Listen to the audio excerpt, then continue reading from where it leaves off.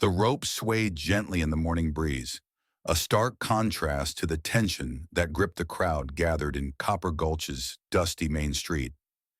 Mason Blackwood stood at the edge of the throng, his weathered hat pulled low over eyes that had seen too much.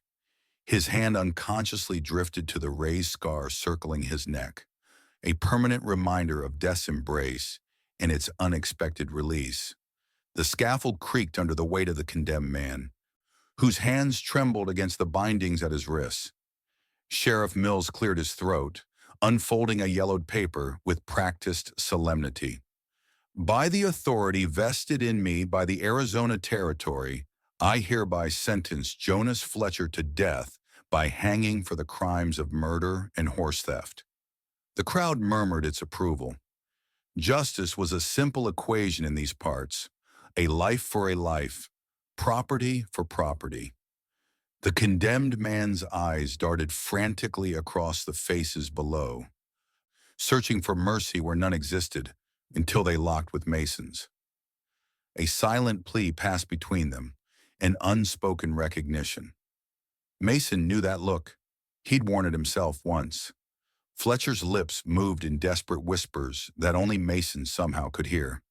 "I didn't do it. Please help me." Mason's jaw tightened. For a moment, something stirred within him, a flicker of what he used to be before the war, before Thomas, before everything. His fingers traced the rope scar that had branded him as a survivor when he should have been a corpse. Then he turned away. The scaffold trap door creaked open, followed by the sharp snap of rope pulled taut. The crowd's collective gasp faded behind Mason as he walked toward his horse. "This West has no place for mercy anymore," he muttered, swinging into the saddle. His horse, a sturdy Morgan gelding named Rusty, seemed eager to leave town, matching his master's sentiment with every hoofbeat that carried them into the vast emptiness of the Arizona desert.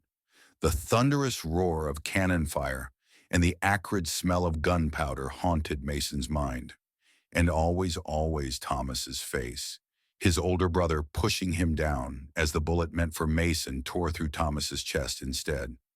"Get down, little brother." The memory of Thomas's voice echoed across time, followed by the wet gurgle that replaced words as blood filled his lungs. Mason reached into his saddlebag and pulled out a tarnished silver pocket watch, his father's last possession before he put a gun in his mouth. He clicked it open, revealing not the time, but a small photograph tucked inside. A stern-faced man with proud eyes, a beautiful woman with distant blue eyes, a young man in his early 20s with an arm slung protectively around a teenage boy. The Blackwood family before the world had torn them apart. "I'll find justice for you all," Mason whispered to the ghost that rode with him. "Whatever it takes." The following afternoon found Mason riding Rusty along the boundaries of his modest property. The day was unusually still, the typical desert breeze absent, leaving an eerie silence broken only by Rusty's footfalls. In Mason's experience, such silence rarely preceded anything good. "What do you think, boy?" he murmured to the horse, whose ears had pricked forward. "Something ain't right." They crested a small rise, and that's when Mason spotted it. A wagon tilted awkwardly in the distance, one wheel broken and splintered. Even from this distance, he could see dark stains in the sand around it. Blood. Mason's hand rested on the Colt single-action Army revolver at his hip as he approached. The wagon was expensive, well-built, with the kind of craftsmanship that spoke of Eastern money. No supplies littered the ground, not ransacked then, but abandoned. The blood trail led into a nearby cluster of rocks. He followed it, Winchester rifle now in hand, until he found her. She lay crumpled between two boulders, wrists bound with rope that had cut deep enough to draw blood. Her dress, once fine blue silk, now torn and dust-covered, revealed bruises blooming across her exposed skin. Dark hair, matted with blood, partially obscured a face that, even in this state, carried an unmistakable dignity. Mason knelt beside her, checking for signs of life. A faint pulse fluttered beneath his fingers. Her eyes flickered open, striking blue, clouded with pain, but somehow still alert and fixed on his face with desperate intensity. Something about those eyes tugged at his memory, though he couldn't place why. "Save me," she whispered, each word costing precious strength. "Please." Those simple words froze Mason where he knelt. They were too familiar, an echo of the condemned man from town, of himself years ago when the rope had failed to kill him. Always the same plea, falling on deaf ears. He hesitated, one hand hovering over his knife. The smart thing would be to walk away. The desert was full of tragedy, and one man couldn't stem that tide. But her eyes held his, unwavering despite her pain. And in that moment, something long dormant stirred in Mason Blackwood's chest. "I've got you," he said, cutting through the ropes. The words felt strange on his tongue. How long had it been since he had offered comfort to another human being? As he carried her back to Rusty, her head lolled against his shoulder. "Thank you," she murmured before surrendering again to darkness. Mason urged Rusty into a gentle trot, acutely aware that trouble was already riding hard to catch up. Night had fallen by the time Mason carried the unconscious woman into his cabin. He worked methodically, using techniques learned during the war.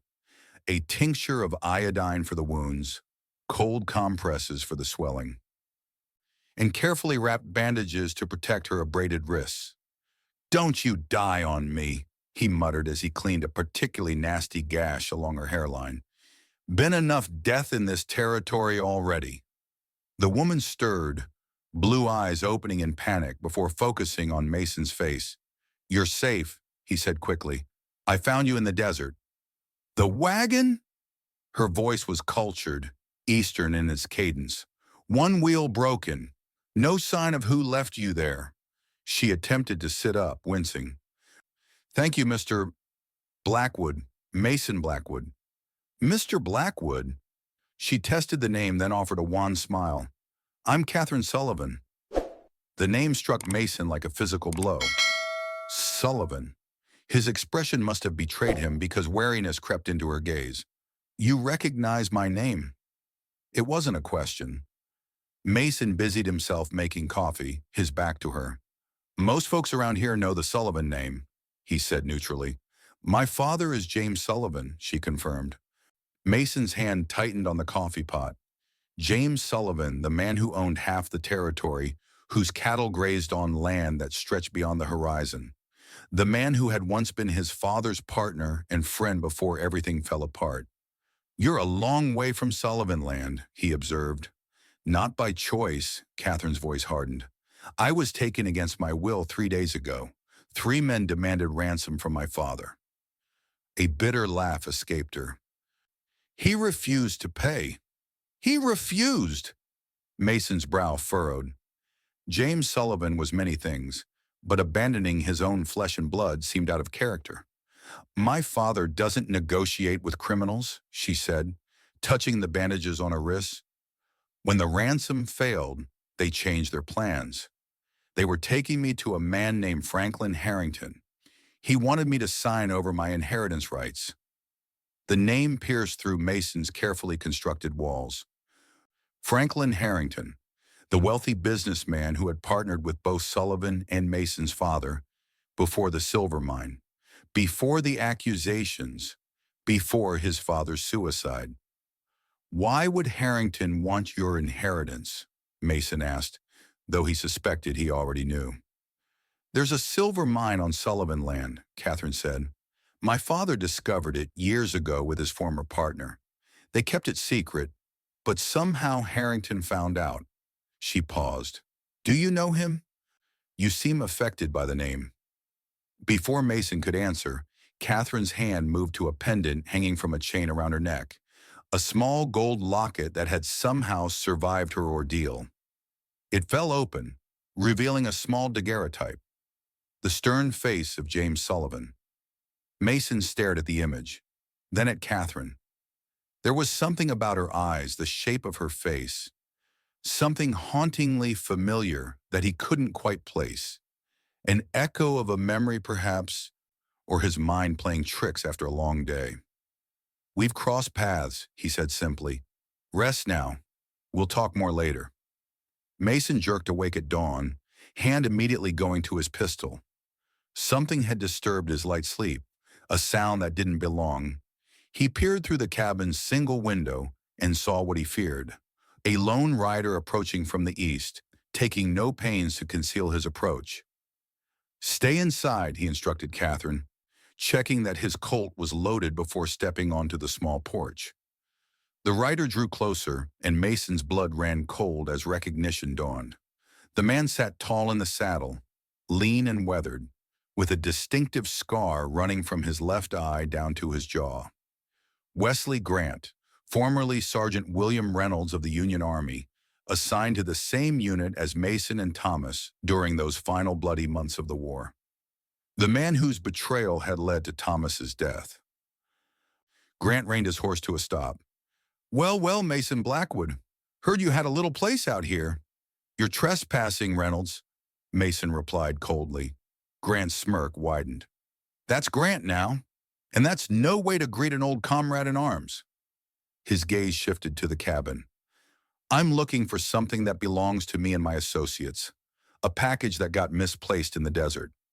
Nothing here belongs to you." "No." Grant dismounted, his hand resting near his revolver. Tall woman, dark hair, expensive dress. Ring any bells? She was supposed to die out there in the sand. "Your employer, Harrington, I take it." A flicker of surprise crossed Grant's face. "The lady's been talking. Hand her over and maybe I'll forget I saw you." "Like you forgot about Thomas?" The words escaped before Mason could stop them, charged with years of suppressed rage. Grant's expression hardened. "Ancient history. Your brother was in the wrong place at the wrong time." "It was plenty personal to me." Mason's voice was deadly quiet, the kind of calm that precedes a storm. "Don't make this difficult, Blackwood." The air between them crackled with tension. Grant's fingers twitched near his gun. Both men drew almost simultaneously. Grant's bullet splintered the porch post beside Mason's head, while Mason's shot caught Grant in the shoulder, spinning him halfway around. Grant recovered quickly, diving behind a water trough as Mason sought cover. Shots rang out in rapid succession. "You always were a decent shot," Grant called out during a lull, "but you're outnumbered. My men will be here by sundown." "Then I suggest you go meet them, while you still can." A tense silence followed, broken only by the distant cry of a hawk. Then came movement, the scrape of boots against dirt, the creak of saddle leather. "This isn't over," Grant shouted as he swung onto his mount. "When I find that woman, I'll make sure she suffers extra, just for you." Inside, Catherine stood by the window, her face pale but composed. "You know him," she said as Mason entered, more statement than question. "We served together in the war. He betrayed our unit to the Confederates. My brother died in the ambush." Understanding dawned in Catherine's eyes. "And now he works for Harrington. We need to leave. Now." Mason began gathering supplies with urgent efficiency. "Silverado. It's a day's ride east. There's a sheriff there I trust." "There's more," Catherine added hesitantly. "Grant. He called me by name. Mrs. Grant." Mason froze. "Mrs. Grant? Wesley Grant is my husband." The words fell between them like stones. "We married 6 months ago, arranged by my father. When I discovered he was working with Harrington, planning to gain control of my inheritance," she gestured to her bruised face. "This isn't the first time." For a moment, doubt crept in. Was this all an elaborate trap? But the fear in Catherine's eyes was too genuine, the bruises too real. "We leave in 10 minutes, Mason said firmly. "Can you ride?" Relief washed over her face. "Yes, my father made sure I could ride before I could walk." They'd been riding for 3 hours when Mason spotted the dust cloud behind them. "Riders," he said grimly. "At least 3. Catherine's face paled. "Grant's men?" Mason nodded, scanning the terrain ahead. There's a wash half a mile ahead. We can make a stand there if we have to. They urged Rusty forward, but the pursuing riders were gaining. As they reached the edge of the dry wash, a shot rang out. The bullet kicked up sand mere feet from Rusty's hooves. "Down!" Mason ordered, helping Catherine dismount and leading her into the shelter of the wash. He unsaddled Rusty and slapped his flank, sending the horse galloping away as a distraction. From the cover of a large boulder, Mason readied his Winchester. Three riders approached cautiously, spreading out to flank the wash. "Might as well give up, Blackwood," one called. "Grant wants the woman alive, but he didn't say nothing about you." Mason took careful aim and fired. One rider tumbled from his saddle. "That's one," he muttered, working the lever action. A furious exchange of gunfire followed. Mason was pinned down, but the attackers couldn't advance without exposing themselves. "I'm down to 6 rounds," he told Catherine, who had taken shelter behind him. To his surprise, she produced a small derringer from the folds of her dress. "I have 2. Mason raised an eyebrow. "Full of surprises, Mrs. Grant." "I stopped being Mrs. Grant the moment he laid hands on me," she replied with unexpected steel in her voice. A bullet ricocheted off the boulder, sending stone fragments flying. Mason winced as one cut his cheek. "When I give the word, I want you to fire that derringer," he instructed. "Not to hit anything, just to draw their attention. Then I'll make my move." Catherine nodded, her hands steady despite the danger. "Now!" She fired both shots in quick succession. As the attackers returned fire at her position, Mason rolled to his left, coming up with the Winchester braced against his shoulder. 2 rapid shots, and the remaining pursuers fell. "We need to move," Mason said, helping Catherine up. "There'll be more coming." By nightfall, they'd reached an abandoned line shack. Mason built a small fire while Catherine tended to the cut on his cheek. "Why are you helping me?" she asked suddenly. "You clearly have no love for the Sullivan name." Mason stared into the flames. "Maybe I'm tired of watching innocent people suffer." "Even Sullivans?" His eyes met hers. "Even Sullivans." As she cleaned the cut, her face close to his, Mason noticed again the striking blue of her eyes, the same shade as his mother's in the old photograph. A coincidence, surely, but an unsettling one.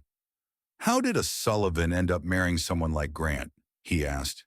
Catherine's expression clouded. "My father arranged it, said it was time I was settled. I had little say in the matter." Her laugh held no humor. "I was planning to leave when I discovered Grant's connection to Harrington." "And your mother? What does she think of all this?" A shadow crossed Catherine's face. "My mother disappeared 10 years ago. Father says she died, but I've never believed it. No body, no goodbye, just vanished." Something cold settled in Mason's stomach. 10 years ago. The timeline aligned too perfectly with his own family's tragedy. "What was her name, Hamasuri?" he asked, his voice strangely calm. "Elizabeth. Elizabeth Sullivan." Catherine touched the locket around her neck. "I have her picture in here, with Father's." Mason's hands were steady as he accepted the locket, but his heart hammered in his chest. He opened it fully, revealing not just James Sullivan's stern countenance, but beside it, a woman's face, the same face that had smiled distantly in his family photograph. His mother, Sarah Blackwood. "This isn't possible," he whispered. Catherine leaned forward. "What is it? You look like you've seen a ghost." "This woman," Mason struggled to find words. "Her name wasn't always Elizabeth Sullivan. Before that, she was Sarah Blackwood, my mother." The revelation hung in the air between them, impossible yet undeniable. "That would make us," Catherine began. "Half-siblings," Mason finished. "Same mother, different fathers." Catherine stared at him in disbelief, then looked more closely at his features. "Your eyes," she said softly. "They're the same as mine, as hers." Mason stood abruptly, pacing the small shack. Your father and mine were partners. They discovered the silver mine together. Then Harrington came into the picture. His voice hardened. He planted evidence that my father was embezzling from the partnership. Sullivan believed him, turned his back on my father. The scandal ruined him. And your mother? Left shortly after father's suicide. I always thought she abandoned us. Mason's laugh was bitter. Turns out she just traded up to a more prosperous partner. Catherine flinched as if struck. That's not fair. You don't know what happened. Don't I? The timing fits perfectly. Your father and mine were friends until Harrington turned them against each other. Somehow in all that, my mother ended up as Mrs. Sullivan. There must be more to the story, Catherine insisted. My mother, our mother, wasn't the type to abandon her children. She was kind, loving. Mason wanted to argue, but something stopped him. The earnest belief in Catherine's eyes, the same stubborn conviction he remembered in his mother. If she was so loving, he asked instead, then why did she disappear 10 years ago? Catherine had no answer. They reached Silverado by midday, approaching cautiously through a creek bed that offered cover. Sheriff Daniel Hayes, an old war buddy of Mason's, provided temporary sanctuary and promised to investigate their claims against Grant and Harrington. Franklin Harrington practically owns this town, Hayes warned. We'll need solid evidence to move against him. Grant keeps a journal, Catherine suggested. If we could find it, it might contain evidence of Harrington's orders regarding my kidnapping. That night, while Catherine rested under guard at the doctor's office, Mason infiltrated the Grant Hotel. In Grant's room, he discovered the journal hidden in a locked drawer. The entries confirmed everything. Grant's marriage to Catherine as part of Harrington's scheme, the kidnapping plot, and most damning, references to the Blackwood woman whose disappearance 10 years ago was necessary to protect certain interests. As Mason read, pieces fell into place. His mother hadn't abandoned them willingly. She had discovered evidence clearing his father's name. When she threatened to expose Harrington, she disappeared, leaving Catherine behind just as she had left Mason and Thomas years earlier. A sound in the hallway forced Mason to tear out the incriminating pages and hide. Robert Harrington, Franklin's son, entered with a key, removed pages from the same journal, and left. The coincidence was too precise. Harrington was covering his tracks. Back at the sheriff's office, Mason shared his discoveries with Hayes. But before they could act, Grant rode into town with 6 armed men, claiming legal right to reclaim his unstable wife. Hayes confiscated their weapons but couldn't legally hold them. We need more than torn journal pages, he told Mason. Find me something solid. That evening, as Mason visited Catherine at the doctor's office, Deputy Carson burst in. Riders coming into town, Grant and his men. Outside, Mason found Hayes in the street. Grant and his men had reclaimed their weapons somehow and were approaching with obvious intent. This ends now, Blackwood, Grant called. Before either man could draw, shots rang out from a nearby rooftop. One of Grant's men fell. The others scattered for cover as more shots followed. In the confusion, Mason spotted Catherine being dragged into an alley by 2 men he didn't recognize. He pursued, but a blow to the head sent him spiraling into darkness. Mason awoke to Hayes shaking him. They've taken her, the sheriff said grimly. Not to the hotel, somewhere outside town. A local shopkeeper who had known Mason's father provided crucial information. There's a ranch house east of town where Harrington conducts his private business. Word is, James Sullivan arrived there yesterday. Mason and Hayes gathered a small force of deputies and rode out immediately. At the ranch, Mason crept to a window while Hayes prepared to approach the front. Inside, he saw Harrington, Sullivan, and Grant. Sullivan appeared to be a prisoner rather than a conspirator. You're interfering in a business matter, James, Harrington was saying. Your daughter's inheritance in that silver mine will be mine one way or another. You've gone too far, Sullivan replied. First Edward Blackwood, now this. Where does it end? It ends when I have what's rightfully mine, Harrington snapped. I found that silver deposit, not you and certainly not Blackwood. You both stole it from me. We found it together, Sullivan countered. And the only thief here is you. I know the truth now. You forged those documents against Edward. You drove my oldest friend to suicide. Harrington laughed coldly. And who helped me do it? You were so quick to believe the worst of him, especially after his wife showed interest in you. Sullivan's face contorted with shame. Sarah came to me because she had nowhere else to turn after what you did to Edward. I didn't know. And Elizabeth? Harrington taunted, using the name Mason's mother had adopted. When she discovered your complicity in Blackwood's ruin, when she threatened to tell his sons the truth about their father's innocence? What happened then, James?